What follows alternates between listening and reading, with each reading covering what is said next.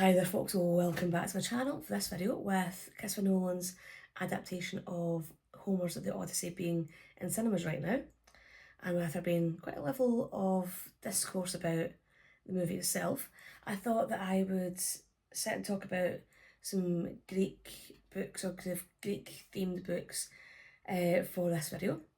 And three of them are three books I have already read and which I have done videos for this channel.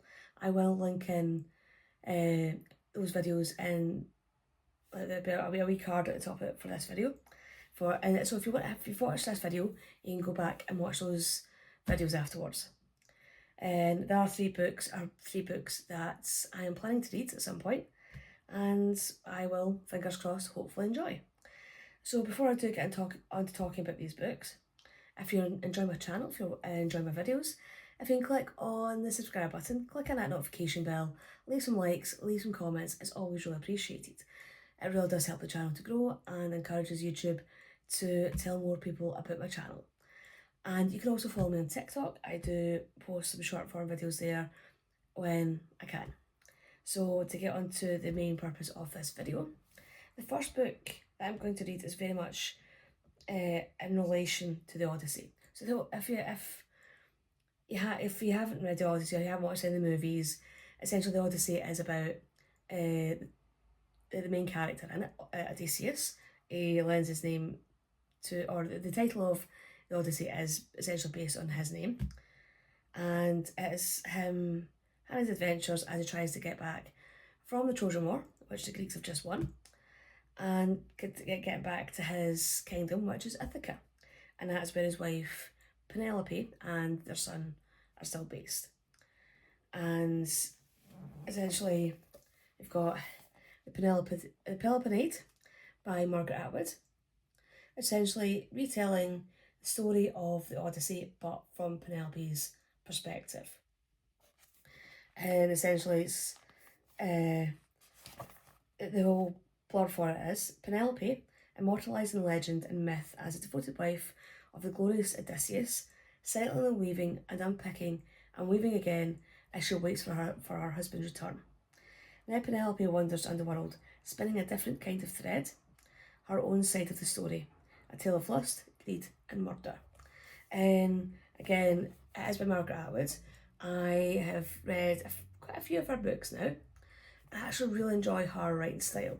It's not overly flowery, but it is still very captivating and kind of draws you into the story. So if you have read the Odyssey, if you've seen any of the movies and you want to read the story from Penelope's point of view, definitely treat yourself to the Penelope. And the second book that I've read, which I have read recently, and that is Stoneblind, Medusa's story.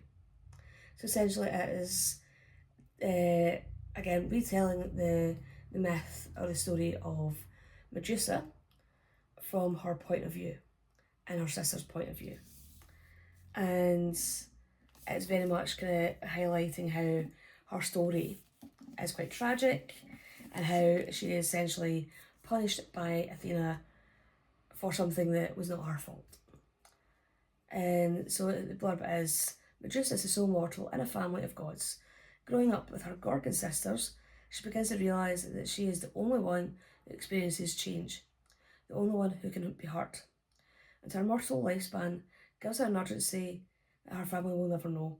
When the sea god Poseidon commits an unforgivable act in the temple of Athena, the goddess takes her revenge where she can, and Medusa is changed forever. Writhing snakes replace her hair, their gaze now turns any living creature to stone. The power cannot be controlled. Medusa can look at nothing without destroying it. She's condemned to a life of shadow and darkness, until Perseus embarks upon a quest to fetch the head of a Gorgon.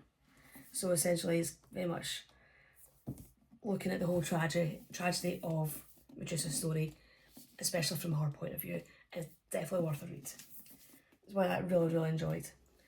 And one for all you movie lovers out there, I did treat myself a wee while back to the novel version of Pan's Labyrinth. So essentially this is based on the Del Toro movie. It's the novelisation of that the story of that movie itself. And even though it is set in Spain during the Second World War, and very much deals with all the politics and all the kind of nastiness that was going on during that period, it is very much based on, or it does have a heavy influence from Greek mythology. Obviously, it's got Pan, it's got the Labyrinth, it's got the Minotaur, and so it's very much inspired by Greek mythology, but it's set in Spain. So, the blurb is, in fairy tales there are men and there are wolves, there are beasts and dead parents, there are girls in forests. Ophelia, again, really Greek name, knows all this like any young woman with a head full of stories, and she sees right away what the captain is in his immaculate uniform, boots and gloves, smiling, a wolf. But nothing can prepare her for the fevered reality of the captain's eerie house in the midst of a dense forest which conceals many things. Half-remembered stories of lost babies, renegade resistance fighters hiding from the army, a labyrinth, beasts and fairies. There is no one to help Ophelia, There's no one to keep Ophelia safe as a labyrinth beckons her to her own story, where the monstrous and the humane are inexorably with myths pulsed with living blood. This enthralling novel, inspired by the 2006 film, illustrates that fantasy in the sharpest tool to explore the terrors and miracles of the human heart. So, again, definitely one that I'd recommend that you go out and get and have a good read of, especially if you enjoyed the movie, because I do remember watching the movie and I've been just really drawn in to the story. The ending has a slightly, it's the same ending to the movie, but has a slightly different feel to it, and it just has a very different kind of like flair, but again, it's still such a good book. Really enjoyed it. And one for those who are maybe interested in reading the Odyssey, but are maybe a bit put off from actually reading a translation of the actual Greek.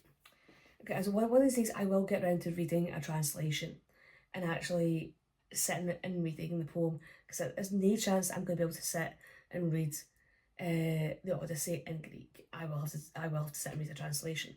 So I will have to try and find one that's not too dry and not too heavy, because that would just be a real struggle for me.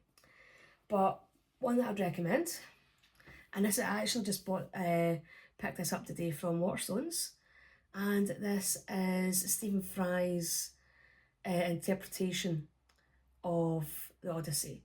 I think he has some other books as well. I think he's got one out on Troy, and he's got one out on like the Greek gods, the heroes. So he is definitely going to go through a lot of different parts of Greek mythology.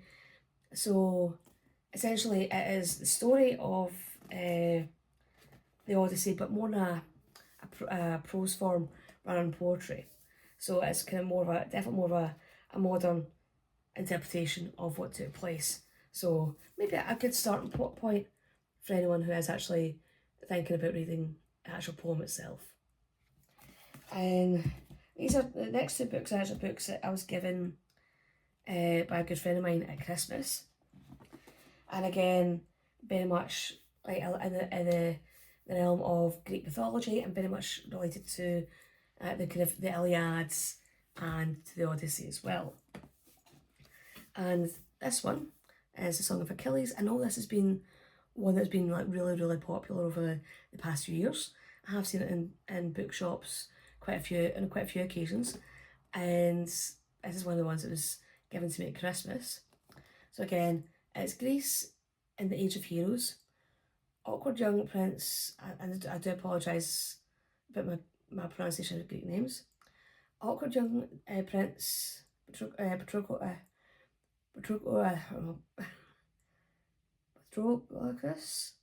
I do apologise, has been exiled by the court of Peleus.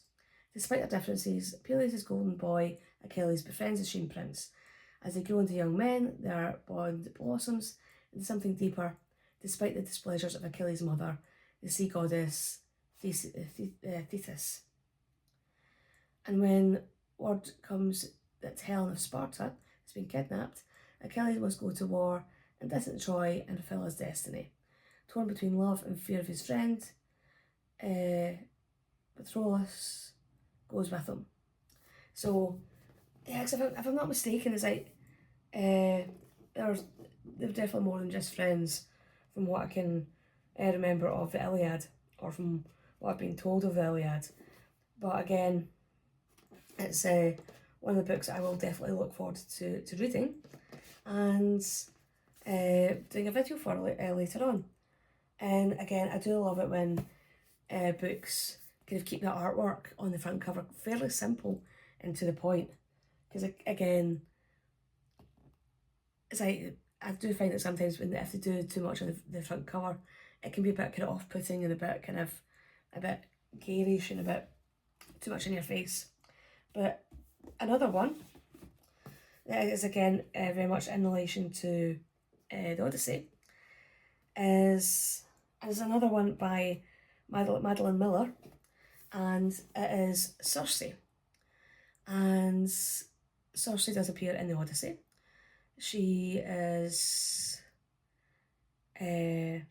she's the witch, if I can remember correctly, and she's the one that turns Odysseus' men into pigs. So again, with this one, I'm pretty sure she does very much give Circe quite a sympathetic story. So it's in the house of Helios, god of the sun, and mightiest of the Titans, a daughter is born. Circe is strange, not powerful and terrible like her father, nor glorious and mercenary like her mother, but she has a dark power of her own, witchcraft. When Circe's gift threatens the gods, she is banished to the island of Aea, where she hones her occult craft, casting spells and gathering strange herbs and taming wild beasts. Yet a woman who stands alone cannot live in peace for long, and among her island's guests is an unexpected visitor, the mortal Odysseus, for whom Circe will risk everything. Circe's tale is a vivid epic of family rivalry, love and loss, and the extinguishable song of women's burning hot and bright in the darkness of man's world. So I guess it could be an interesting one to read. So, and again, I do just kind of love that artwork on it as well. So those are 3 books that I have already read and enjoyed, and 3 more books that I haven't read yet, and which I'm definitely looking forward to reading. So again, if anyone has any suggestions for any other like Greek-based books or stories that I can sit and read and treat myself to, and then later talk about on this channel, well, definitely let me know in the comment section below, and I'll definitely try and see if I can get around to reading through all the suggestions. But again, hopefully you will have enjoyed this video. Hopefully you'll find it interesting, and maybe these are some books that you might want to turn around and treat yourself to at some point as well. And hopefully I'll see you all in the next video. Bye bye.